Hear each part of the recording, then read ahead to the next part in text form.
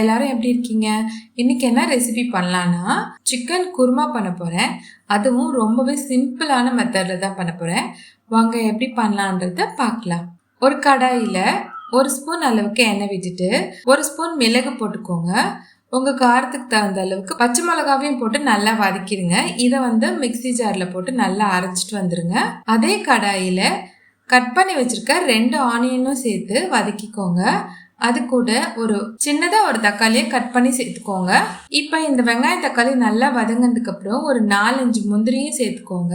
ஏற்கனவே அரைச்சி வச்சிருக்க மிளகாய் சாந்து கூட இந்த வெங்காயம் தக்காளி முந்திரி எல்லாம் சேர்த்துக்கோங்க. இது கூட 1 கப் புளிக்காத தயிர் சேர்த்துக்கோங்க. இது எல்லாத்தையும் மிக்ஸில நல்லா அரைச்சிட்டு வந்துடலாம். இப்போ ஒரு கடாயில 2 ஸ்பூன் எண்ணெய் விட்டுட்டு பட்டை, கிராம்பு, ஏலக்காய்லாம் சேர்த்துக்கலாம். கொஞ்சமா பெருஞ்சீரகத்தூளும் சேர்த்துக்கலாம். 1 ஸ்பூன் அளவுக்கு இஞ்சி பூண்டு பேஸ்ட் சேர்த்து நல்லா வதக்கிக்கலாம். இஞ்சி பூண்டு வாசனை எல்லாம் போனதுக்கு அப்புறம் 1 கொத்து கருவேப்பிலையும் சேர்த்து நல்லா வதக்கிக்கோங்க. இப்பவே வாசனை நல்லா இருக்கும். இது கூட நம்ம அரைச்சி வச்சிருக்க மசாலாவை சேர்த்துக்கோங்க. சேர்த்துட்டு கொஞ்சமா மஞ்சத்தூளும் சேர்த்துக்கலாம். சிக்கன் ஒரு 1/2 kg சேர்த்துக்கோங்க. கொஞ்சமா தண்ணி சேர்த்து நல்லா கொதிக்க விட்டுருங்க.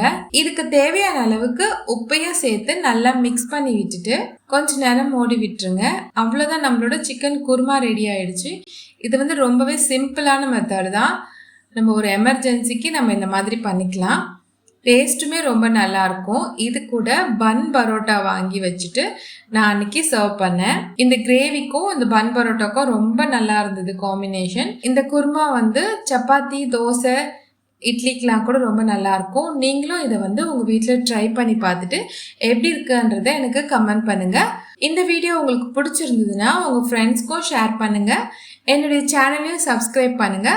மீண்டும் அடுத்த வீடியோவில் சந்திக்கலாம். நன்றி, வணக்கம்.